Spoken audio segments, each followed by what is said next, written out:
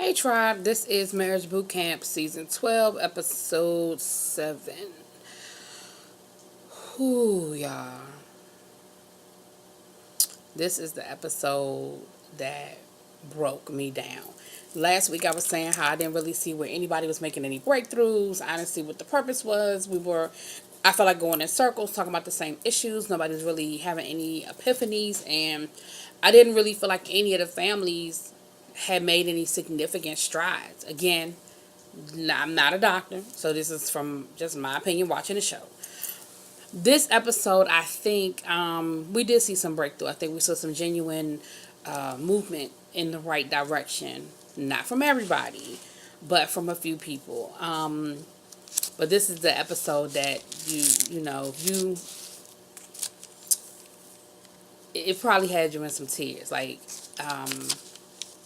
if you've watched the show before, you know the exercise I'm talking about. Well, basically, they have everybody expose their trauma, and what their justification for that is that the cycle starts somewhere, and in order to break the cycle, you have to identify where it started.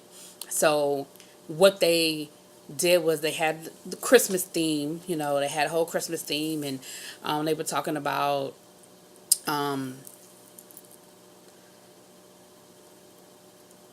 Christmas being that time of year, the most suicides, the most people feeling sad, and people who deal with mental illness. A lot of times that's their downtime. The holidays is just a really hard time of year for people.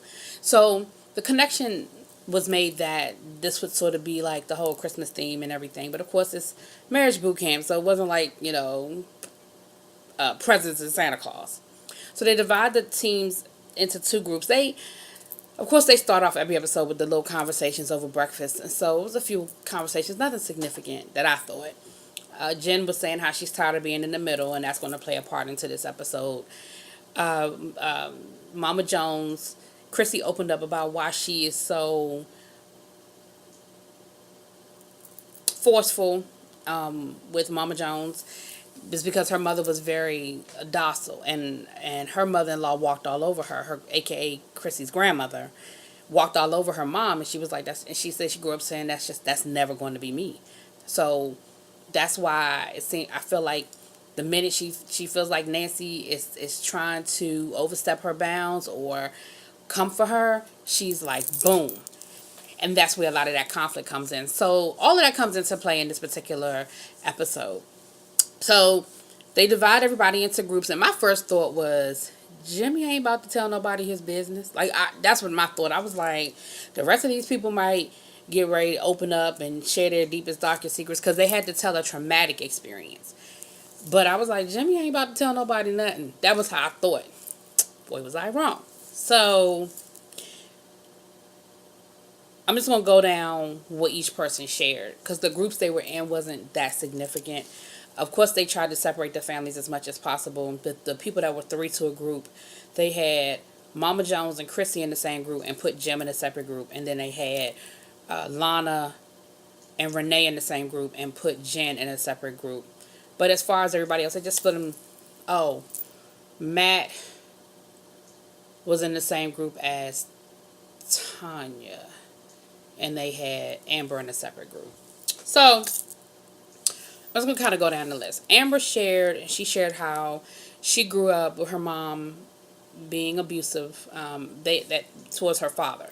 She said that her mom would hit her father, and that there was a lot of alcohol, and there was fights all the time, and her and her brother sort of made a pact that they just wouldn't be those people, which of course they turned into those people, because that is how that cycle works. You say what you're not going to do, but all you know is what you learned, what you grew up with. And so you end up falling into that cycle anyway. So of course Amber ended up being abusive, being a drug addict and so forth. But she talked about her past and why she ended up with a battery charge and how that ended up. And she was saying, it keeps coming up that I went to jail for battery, but that was years ago, and that's not who I am now. And people have to be allowed to grow and be different. And I agree. But again, I say, if you're going to say it, then you have to do it as well. So stop bringing up other people's past. It's like you won't let anything go with your mom. I'm going to say this, and this goes for Amber's mom, this goes for Mama Jones, and even Guy, Brandy's dad. No parent consciously says I'm gonna fuck my kid's life up. Like, like I don't believe that. Now there's some people who are better parents than others, but even bad parents, I don't think make a conscious decision to fuck their kid's life up. I think sometimes they are fucked up individuals, and they don't know how to do it any other way. But I don't think anybody chooses to be a bad parent. I could be wrong, and I'm sure that somebody will tell me about a situation. But generally speaking, I don't think people choose to be bad parents. With that being said, that's going to keep coming up. So Tanya, I think she just doesn't want to accept. It's not that she doesn't realize she made mistakes. I'm sure she knows she made mistakes with Amber. But I think her thing is, why do we have to keep reliving it? At what point can we move forward? And I think that's where she is with it. Lana, Renee, and Jen, of course, all grew up in the same house with the same parents. But it's interesting how they have a different view of the same people. So all three of them told a story about their father. And again, going back to the mafia upbringing that they had, their father was high rank in the mafia. And Lana talked about how he came and went as he pleased. He didn't answer to anyone. If he ran the streets, he ran the streets. And when he came home, and their mother just accepted that as the norm. Lana said that her biggest trauma was her dad bullying her about her weight. And she said that that was something that stuck with her, that her father talked about her weight, and it was something that stuck with her, and it was something she was angry about. And of course, Renee, who thinks her father walks on water, was pissed. She was like, she starts squirming in her seat and mumbling under her breath. But here's the thing, my experience is my reality. So Renee, you see Daddy one way, I see Daddy another way, and we had two different experiences. So Jen is in the other room telling a story about the dad, and her thing was, our dad was very controlling, he was very manipulative, and he used his money over us to make us do what he wanted us to do. So my way of getting out of that was, I was going to go to school, I was going to be smart, I was going to get my degree, I was going to earn my own money, so he could never hold that over me, and I could do what the fuck I wanted to do. And she said, and that's what I did. You know, I did really well in school, I went to college, I got my degree, I got my own job, had my own money, and he was never able to control me that way. And she said that she feels like her dad had a certain level of respect for her because of that, which is interesting. Then you have Renee tell her story. Now, they were supposed to tell something traumatic that happened to them. Now, first of all, between all of Renee's reality shows, I don't really think there's a whole lot we don't know about Renee. We know that she's been raped. We know she was in abusive relationships. We know that she was a drug addict. We know a lot of her story, so I don't think there was a lot. If you haven't watched any of those shows, you don't know all of that, but I have. And so what she shared to me wasn't a traumatic experience for her. It was a traumatic experience for somebody else. And what the story she told was that her first boyfriend hit her at one point. She came home and she told her dad that the guy hit her. She said, and he hit nobody else for a long time. And the doctors were like, what do you mean by that? She was like, oh, well, his arms were in cast, so, he couldn't do nothing. And she said it so nonchalant, like that's the norm. Like, yeah, I told my dad wouldn't beat his ass. And I feel like she told that story because Alana had told the story about how bad their dad was to her. That I felt like Renee felt like she had to bring in a good story to balance it out. Because to me, that story wasn't traumatic to Renee. Now, maybe it traumatized Renee. Maybe it made Renee say, you know what, I'm never going to tell my dad again because he overreacted. Like, I don't know. But she didn't go down that road. She just seemed like she was proud of how her dad handled it and very matter of fact about it. So, again, with the sisters, again, it goes back to the core problems that they have. They see the same experience 3 different ways, and none of them will concede the other one's point of view. And that's the problem. And I shouldn't say none of them. I think Renee won't concede the other two's point of view. And she only sees it through her lens. And if you don't agree with her version or her lens, then you're a traitor and you're this and you're that. So those are the sisters. Brandy tells her story that she was rebellious and that she rebelled against her dad because her dad was so strict. And the dad guy, he tells his story and he's like, look, I grew up, my dad beat us. Like, that was his method of punishment. And that's what he said. And so I, I did it to my children, not realizing that I was passing on the trauma that had been given to me. And so Brandy spoke on it, and Brandy said, my way of rebelling was to be the wild child, was to just go out and, get drunk and run the streets, and that was my form of rebellion. And so I think they made a little bit of a breakthrough because I don't think Brandy knew that about how her dad grew up, or at least if she knew, it was never presented to her the way it was presented today. Because the second part of the exercise, I'll get to that. I covered everybody. Da da da da. Amber, Matt. No, I got Amber, Tanya. Did I tell Matt? Tanya grew up in. Okay, Tanya, Amber's mom. I think I started with Amber. Amber's mom grew up in an abusive home. Her dad beat them. She said her dad was an alcoholic, and when he would get drunk, he would beat him. And he would beat him with a belt, and he would just make them line up and say, just line up and bend over, and would just beat them. And again, she passed that on to her kids. She passed that violence on, and she developed a substance abuse problem. Matt was probably one of the most heartbreaking stories. So he told the story of being raped when he was in the second grade.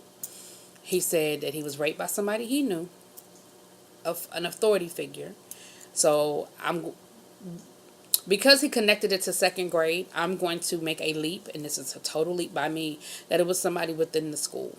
He made a connection not to age, but to what grade he was in. So I'm thinking it was somebody in the school. I don't think it was a family member, but I could be wrong. Again, don't know. I'm just saying, because they said, how old were you? He said I was in the second grade.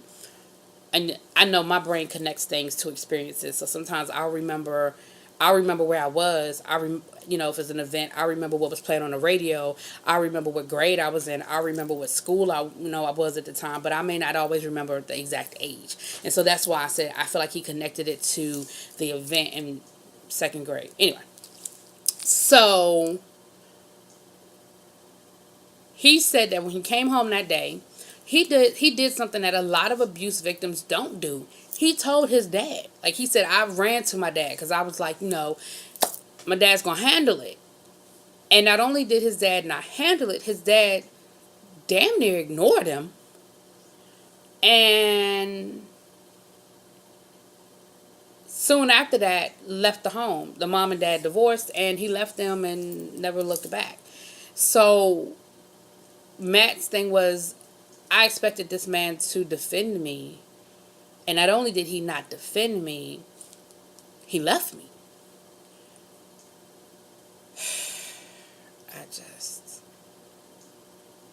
I don't get it. So that was his story. And again, it was heartbreaking. Very heartbreaking. Then we have the Jones family. Chrissy tells her story. Her dad struggled with substance abuse as well. And she said that she remembered that her dad being a drug addict. She said that she told the story of her 6th or 7th birthday. And she went to she said, in the room where her dad stayed. So it sounds like her dad still was in the house, but it was secluded. And she knocked on the door and she said, Daddy, it's my birthday. Hey, it's my birthday.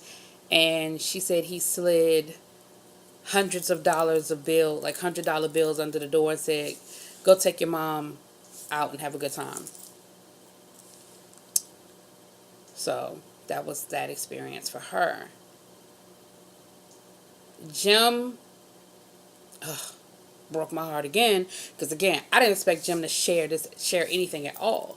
But Jim shared that he pretty much raised himself, that his mom got caught up in the crack epidemic of the 1980s, and how he said he knew where his mother was. He knew where to find her when he needed her, but she was hanging out in drug dens. He didn't use the language crack house, but he said bad places. He said she was in bad places. Places that a 9. He said he was 9. He said places that a 9-year-old shouldn't have to go see. And so he talked about how he pretty much raised himself and how, he spent his adolescent being worried about his mom and looking for his mom in places that a child shouldn't have to see their mom. And probably in situations that a child shouldn't have to see their mom in. And he was crying, and it was, y'all, this episode, it gave us a lot. So then the second part of the exercise, if you've watched this show before, then you know the second part of the exercise is they bring your younger self in to sort of tell your story, so you can see your story from a child's point of view. And for the most part, it was what you expected. The kids were talking and repeating what the script they were given based on the interviews and the information that the people shared. So that's why I say I think that's when Brandy sort of got an epiphany, because she saw from her father's point of view as a child his trauma and his experience, and I think she made that connection. The biggest breakthrough, I think, were the Graziano sisters, because what they did was they sort of put a twist on it. In between the first drill and the second drill, they pulled Jen, and they said Jen is the common denominator. Jen is the buffer. The bigger problem is between Renee and Lana. They can't seem to make any sort of headway, middle ground, neutral zone, anything. And so they decided they were going to pull Jen out of the equation so that Renee and Lana were forced to deal with each other and hopefully make some sort of headway, connection, so forth. And so they sent Jen away, I'm sure for like a hotel for 24 hours. Didn't tell anybody. So when they called them back for the second part of the drill, they're like, where's Jen, where's Jen, where's Jen? And they were like, don't worry about where Jen is. Let's just move forward with the drill. But of course, that's your sister. Like, I'd have been sitting there like, where's my sister? Like, what the fuck? Y'all called her, she ain't never come back. Like, you're there for a drill or whatever, but at the same time, it's like, hold up, is this part of the drill or is something wrong with my sister? Like, what the hell? Well, they did a twist. Instead of bringing in the younger self for the Graziano sisters, they brought in the older selves. They fast forwarded instead of rewound. And what they showed was Renee old. They brought Renee in, and Renee was arrogant and being Renee. And of course, Renee was like, that's not me. I'm not that arrogant. I'm not that full of myself. And I'm like, yes, you are. And I love Renee, but yes, you are. You are exactly that full of yourself. Like that little girl, that woman sounded just like you. But of course, Renee didn't see that. Then they brought out older woman in a wheelchair with like an oxygen tank. It was exaggerated. And she was supposed to be Lana. Well, they were talking about how they hadn't talked to their sister in however many years and so forth and so on. Well, come to find out, Jen, they bring out a rest in peace wreath and a photo of Jen.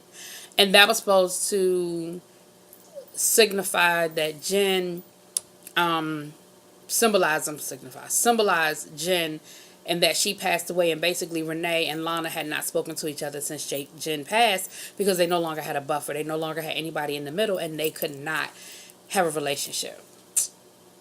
Of course, Renee flips out. No, we're not doing that. My little sister is not dead. We're not even going to play around like that. That's not funny. We're not doing. And Lana is sitting on the couch like, here we go. And so what comes out is Lana finally gets a chance to really talk without being interrupted, because Renee tried to interrupt, but Lana was like, let me talk, let me finish. And what happened was Renee got it. And they explained, they said, that's why Jen is not here now, because you two can't get along unless Jen is there. And y'all have to figure out a way to have a relationship, because what she said, I'm not saying this has to be the future. I'm saying this is the direction that you guys are headed in. If you don't figure out a way to come together and deal with each other and squash some of this bullshit that y'all are arguing about, and Jen is no longer in the middle, this is where you're going to end up. And Renee was like, okay, the light goes on now. Like, I get it. And with that being said, with her getting it, she turns to Lana. She's like, that's not going to be us. I'm not going to stop speaking to you. That will, I promise everything on my grandbaby. That's not going to be us. And she's like, I get it. So here's what I'm going to say about that. We will see in next week's episode if Renee really got it. But in that moment, she got it. Now, whether she got it for the long term or for the short term, we'll see. But for the short term, I do think Renee got it. I think she saw what they were trying to tell her was like, look, you guys fight, fuss, and argue, and you rely on the fact that you have the buffer. But when the buffer is gone, what are you going to do? And are you going to end up three old women that don't speak to each other? These sisters that just don't speak to each other. So then we get to the Joneses. I think we covered everybody. Yeah. So when the Joneses come out, Chrissy comes out. Baby Chrissy tells her story, or young Chrissy. Young Mama Jones comes out, and she speaks about how she grew up in a religious household, which is something that didn't necessarily come out before. But how she grew up in a religious household and how she wasn't allowed to, sound like she grew up probably Pentecostal. She wasn't allowed to go to movies and dances, and the only thing she was allowed to do was to go to school and go to church. And so she rebelled. At a certain point, she rebelled. And of course, she rebelled and she got into drugs and probably boys and all kinds of stuff. Mama Jones starts getting uncomfortable. Mama Jones is like, I ain't here for this. That ain't what I'm here for. We don't, like, that's my past. That don't have nothing to do with this situation. Why are we talking about it? So she got upset when they brought up the drugs. And I get it. I do. I get it. That's not something you want to relive. Like, you're sober, you have moved past it, and you don't want to feel like people are throwing your past in your face. So I get that you were not happy about that being part of the conversation. But with that being said, it is a part of the conversation. And it's part of the reason why you treat Jim the way you do, because when young Jim, and it was a big thing where Jim had to go talk to her and bring her back, and they're both crying and stuff. So young Jim comes out and he's telling his story, and he says that he had to look for his mom, and he uses the word crack house instead of saying bad places or drug dens or whatever. Mama goes off again. You ain't never had to come and find me at no crack house. What kind of shit is that? Da, da, da, da. There's such a negative connotation with the term crack house. But at the end of the day, a crack house is just some place where people went to get high. So if he had to come find you in places where you were getting high, okay, we can call it something else. But at the end of the day, it was a fucking crack house. Especially if you were smoking crack. Does it matter if you were smoking crack in the hood or you were smoking crack in the suburbs? If he had to come looking for you and where he found you was a place where you went to get high and where you got high on was crack, it is a crack house. Now, with that being said, they had to, because then Jim was saying, I never said crack house. I never said a crack house. So they actually showed tape. They showed their receipts. They showed a tape of Jim doing his pre-interview for the show. And he actually used the term crack house. He actually did. So having dealt with addiction in my family, I've had family, I've dealt with it. Family members who have gone through it and being on the other side of their reality. When you're in it, once you come out of it, it's hard sometimes to fully accept how your addiction affected everybody around you. And in a situation with mother and son, it was probably hard for his mom to fully embrace how badly her addiction affected him.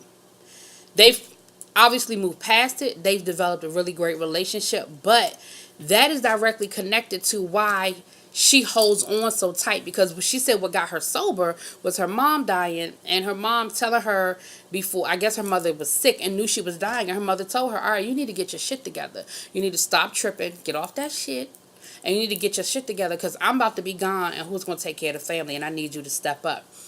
Sometimes it don't take a $20,000 Betty Ford clinic. I've seen it happen. My best friend's uncle was straight up strung out. Like, he was bad. And what it took for him to get sober was his daughter being born. His firstborn child that he knew of. We found out later he had a couple of other kids. But at the time, that's the only child he knew he had. And once she was born and the mother was dying of HIV, well, I'm getting too deep. Anyway, he ended up having to take care of the daughter because the mother couldn't do it. And that is what did it for him. And he's been sober ever since. And his daughter is in her late 20s. I want to say she just turned 30. Whew, we old. So sometimes that's all it takes. So it might have really just been her mother shaking her, saying, get your shit together because I'm about to be gone and I'm not going to be here to take care of the family and I need you to step up. That might have been all it took for her to be like, shit, I got to get it together, because I've seen it happen. So, and the reason why I say that is because some people are like, nah, you can't just get clean like that. Yes, you can. Yeah, you can. I've seen it happen. Anyway, so that's where the stories were. And again, you can see how those traumas, for the most part, connected to the breakdown of these current relationships. And so I think the Joneses, because Mama Jones said, you know what, I didn't realize. She said, I understand now why Chrissy reacts to me the way she does. And I need to be more conscious of what I do and how and where my bounds.